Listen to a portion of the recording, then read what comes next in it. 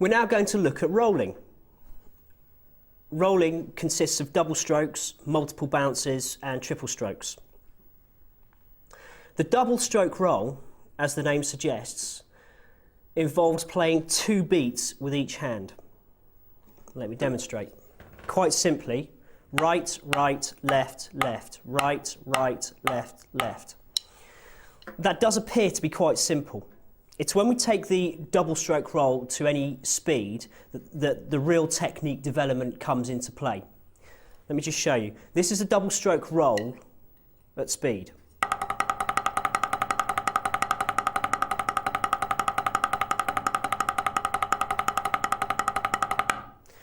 Okay, quicker again.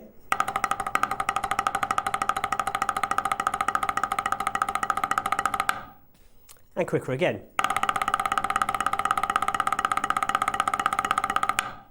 Now, how do we get to the point where we develop our double stroke roll to that kind of speed and accuracy and fluency on the pad and the drum?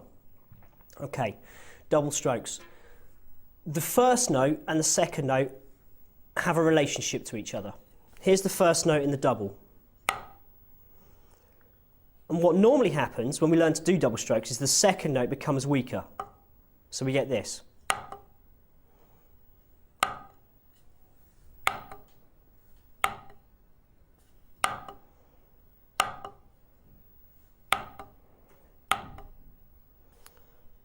What's very, very important is that we now recognise the fact that in order to develop the double stroke, we've got to make sure that that second note in the double becomes stronger. So,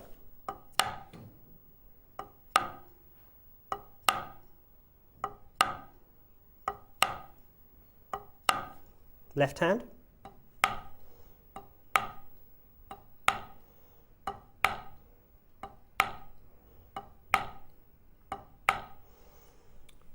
Let's just take that up in tempo a little bit. So we get this.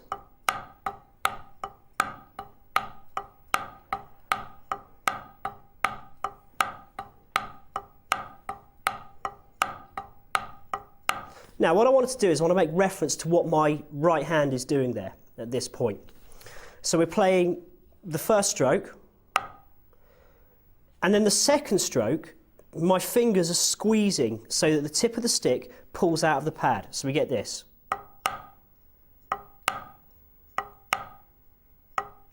Okay? I refer to this in my lessons as drop catch. Drop the stick, catch. And the stick actually pivots very slightly in my hand at that point. There's the pivot point there, catch. Now, when I'm teaching students to play double strokes, what I find very, very important is to get them to accent or play the second note in the series of the 2 strokes slightly louder. Because what happens is when the double stroke starts to increase in speed, that accent will decrease in volume, and the 2 strokes will then become very, very even. So,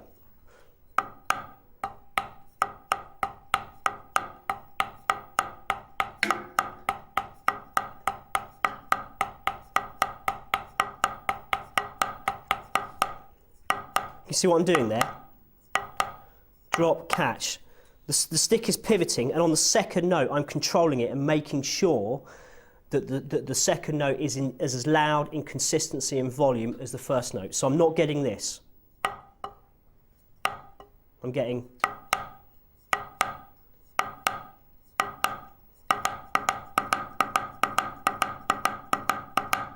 left hand. Okay, put the 2 together.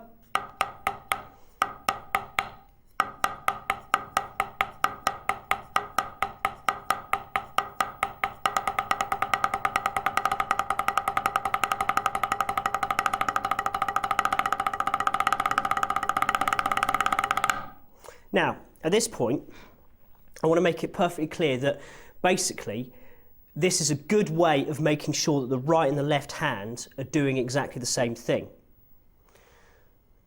Especially as if you're using traditional grip. It's a good way of keeping in check the volume and the sound and the consistency of stroke with the left hand and the right hand. If you're playing match grip, it's good for that as well, because you've got to make sure that your weaker hand is doing the same as the stronger hand.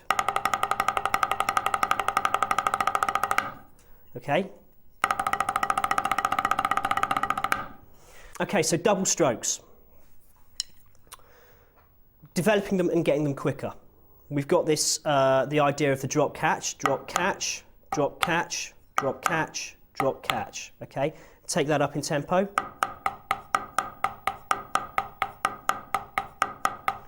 And you can hear that the sticks are very even and consistent at this point.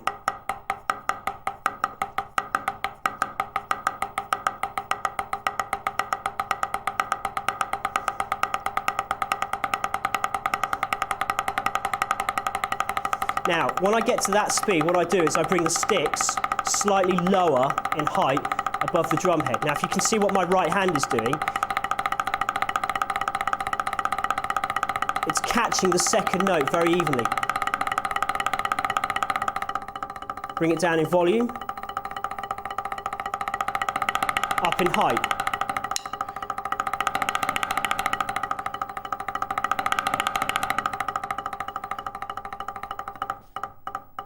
But all the time I'm doing this drop catch.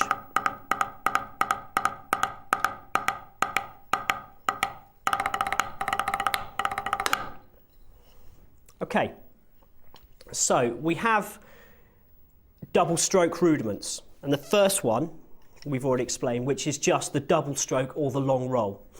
The next one that I would teach would be the 5-stroke roll, and as the name suggests, there are 5 strokes in the combination. So we get this: right, right, left, left, right, left, left, right, right, left.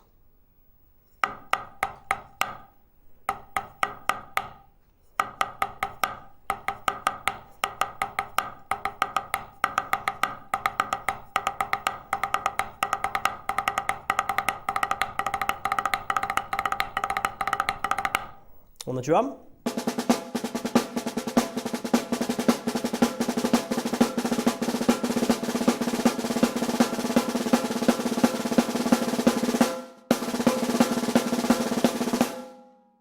Five-stroke rolls. Again, with all these stroke rolls that I'm going to explain, the idea being is that you use them to develop the double stroke, getting the second stroke in the sequence of doubles as even as the first. Okay? The next one is a 7-stroke roll. The combination being right, right, left, left, right, right, left, left, left, right, right, left, left, right, right, right, left, left, right, right, left, left, left, right, right, left, left, right.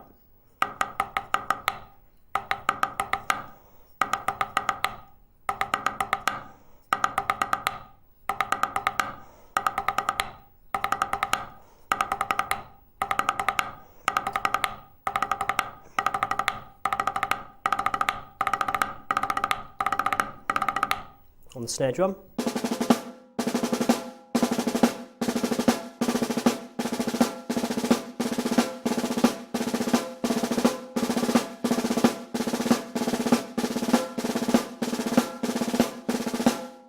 The next one is a 9-stroke roll.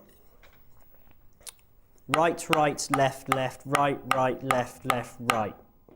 Left, left, right, right, left, left, right, right, left.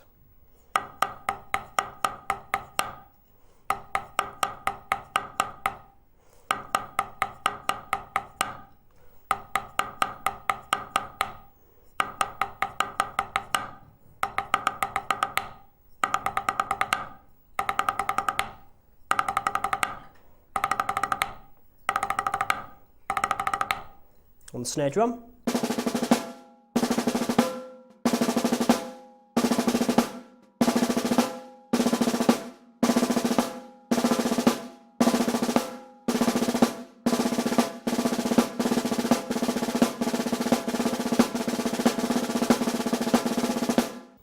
Next one, and I guess what's happening now is you're all starting to understand how we're increasing in the stroke rolls. Basically, we're adding 2 doubles each time. So the next one is going to be an 11-stroke roll.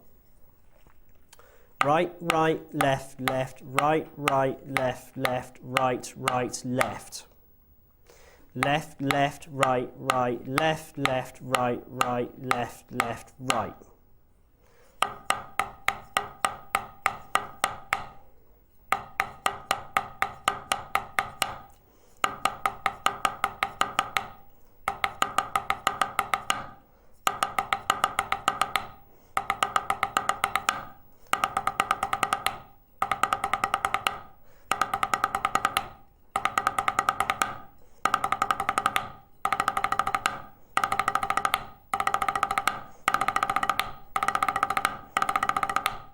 On the snare drum.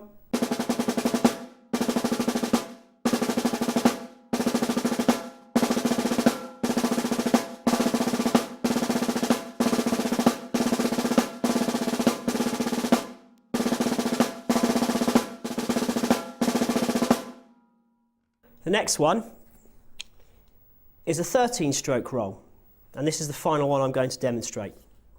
There are other combinations, the 15-stroke roll, the 17-stroke roll, but I think by now you're starting to understand, as I've already mentioned, that the stroke rolls are, you're just adding two drum strokes each time, and an extra double stroke, in other words.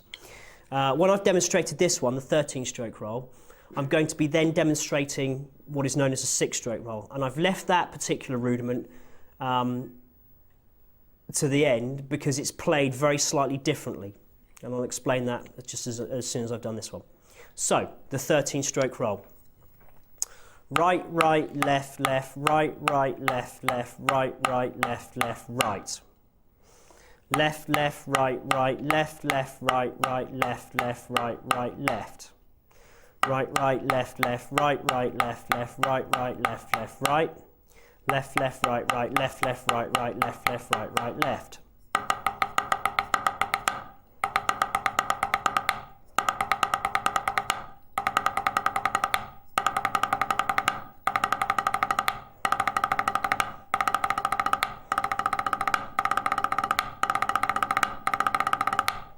On the snare drum.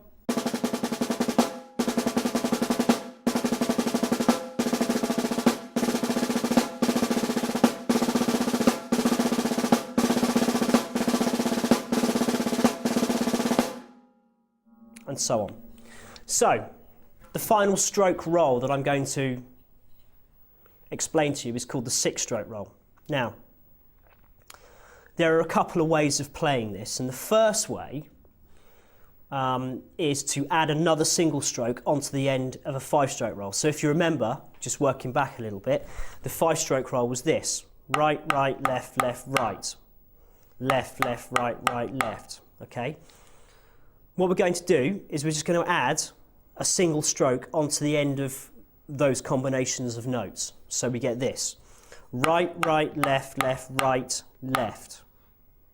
Now, if you notice, we finish with the left hand, which therefore means we've got to start again with the right hand. So this is what I call a single-sided rudiment, if you will. To illustrate, the 5-stroke roll, right, right, left, left, right, finished on the right hand. So the next portion of that rudiment started with the left hand, left, left, right, right, left, and therefore becomes mirrored, if that makes sense. Right, right, left, left, right, left, left, right, right, left.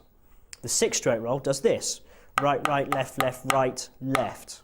Right, right, left, left, right, left. So you take that up in tempo.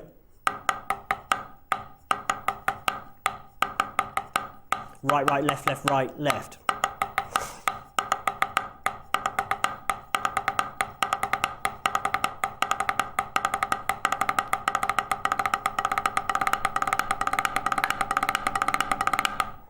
On the snare drum.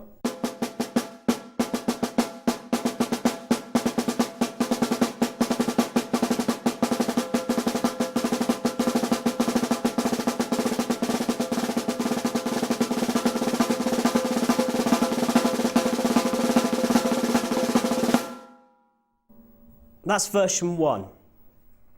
Version 2 is this: right, left, left, right, right, left. Now, what I want you to understand here, that is still 6 strokes in the combination. Let's just look at that again. Right, left, left, right, right, left.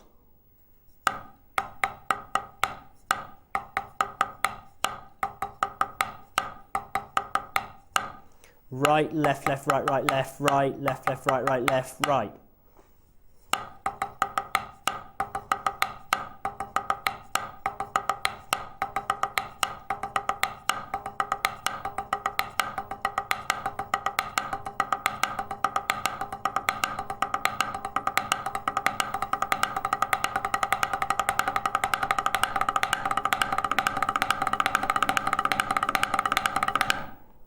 on the snare drum.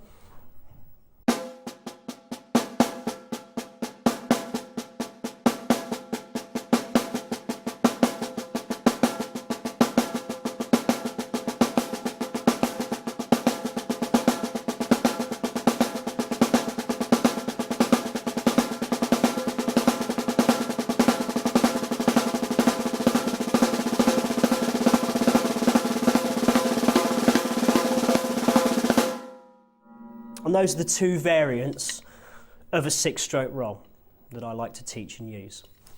Okay, so we've looked at double strokes, we've looked at double stroke rudiments and various different combinations of the like. The next rudiment we're going to look at is something that I feel very strongly should be taught in a certain way, and that is the multiple bounce roll, or some may call it the press roll, or some may refer to it as the buzz roll.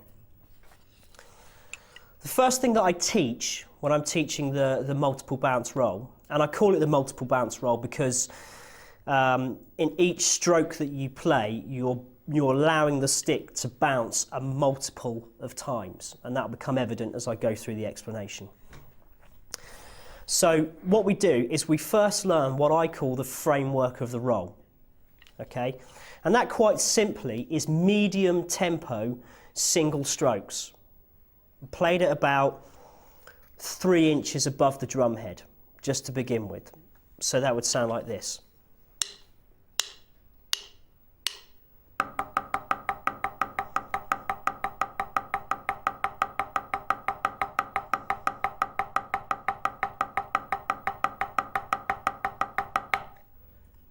The next thing that I want to discuss with you is how to bounce the stick on the head of the drum. Now, what's very, very important is we're going to now refer back to the grip. When we bounce the stick on the pad or the head of the drum, it's really important to understand that our grip shouldn't change at this point. You may see some drummers altering their grip to allow the stick to bounce, and I'm a firm believer that you don't need to do this, and I'll show you why. If I just allow this stick to make a stroke on the pad and allow it to bounce, this is what will happen. Okay, let me show you that again. Very important you take note of this. I'm just going to allow the stick to make a stroke and I'm going to allow it to bounce, but I'm going to keep the pressure of the fingers on the stick. Well, here goes. Now, that is a very, very closed and tight way of playing a bounce, if you like. Here's my theory behind this. This is where the relaxation and the control of the fingers really comes in. And if you refer back to the part of this DVD where we talked about grip, you'll see where this really comes into play. So I'm keeping all the fingers in contact with the stick, but what I'm doing is I'm allowing them to relax, okay?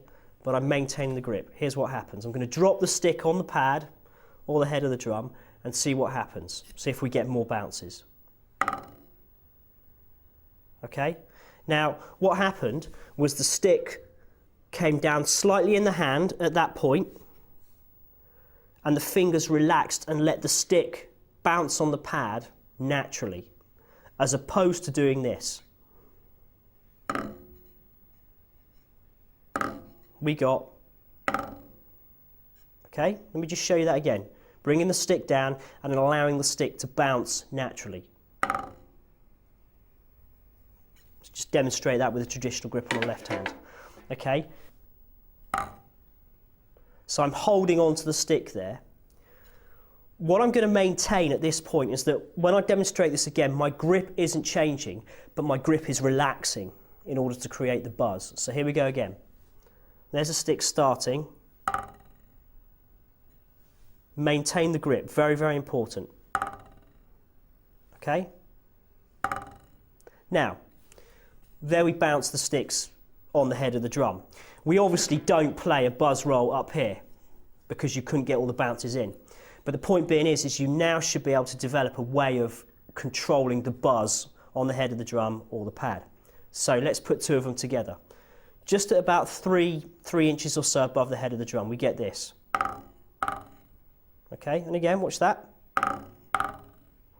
So 3 inches or so above the head of the drum, we get a really nice bounce. Now my grip didn't change, and I'm going to maintain that quite strongly because I'm still able to control the stick at this point. So let's work back a second. We've looked at the framework of the multiple bounce roll, or the buzz roll, which is this.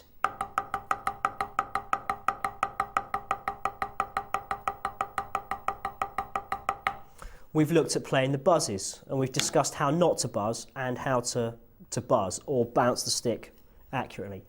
And it's this.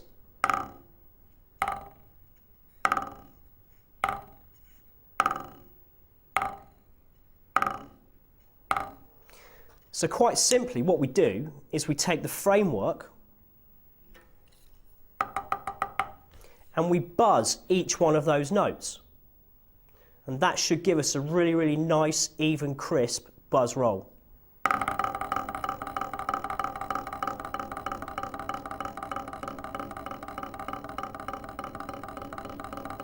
It can increase in tempo and intensity. But my point being is that my grip isn't changing, it's just relaxing on the stick. All right? So that when we're playing and when we have to play a buzz roll within a sequence of other notes, the grip doesn't have to change. So you don't have to, in effect, alter your technique. Okay, let's just try that on the head of the drum. Now, when you play a buzz roll on the head of the drum, it's very important to notice that certain areas of the drum are going to be slightly more responsive to this particular playing technique than others.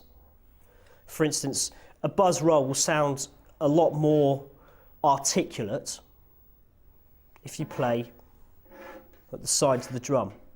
We've talked about the buzz roll technique.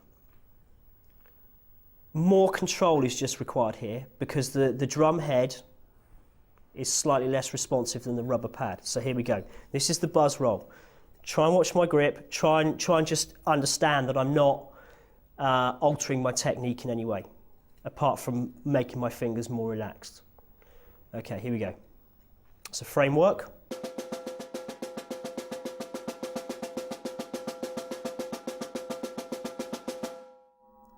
The buzzes.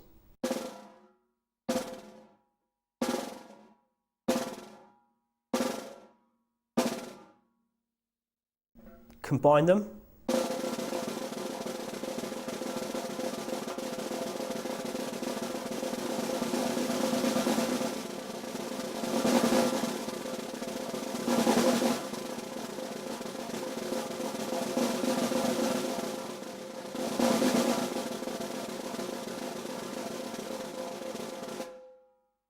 That can also be played in the centre of the drum as well.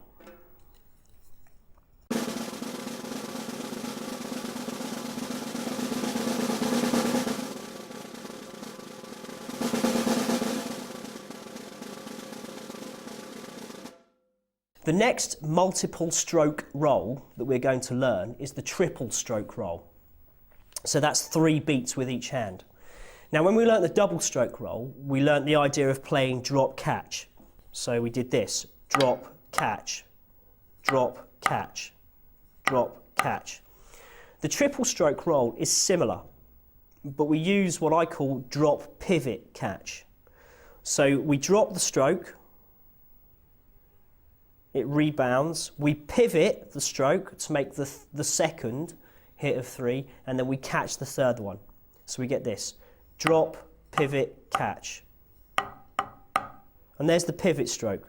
Drop, pivot, wrist pivoting, catch.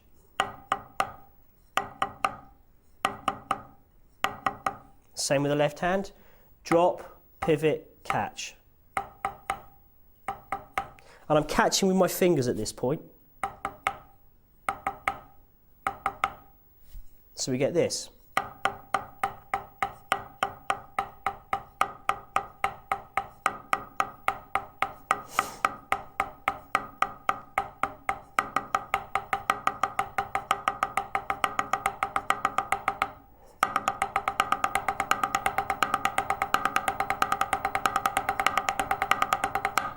Now, when we increase with speed, the pivot becomes more of a catch stroke. So we just watch what the fingers are doing there.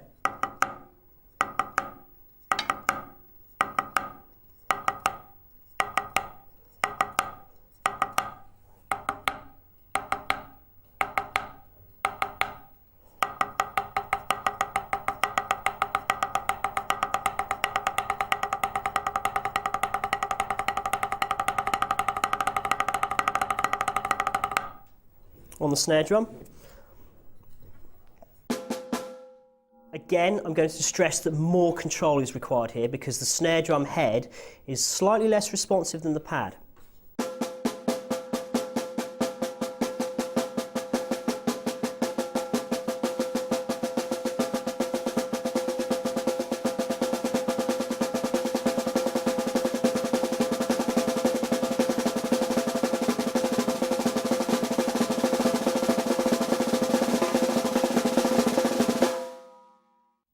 And there we have rolling, multiple bounce rolls, and the triple stroke roll.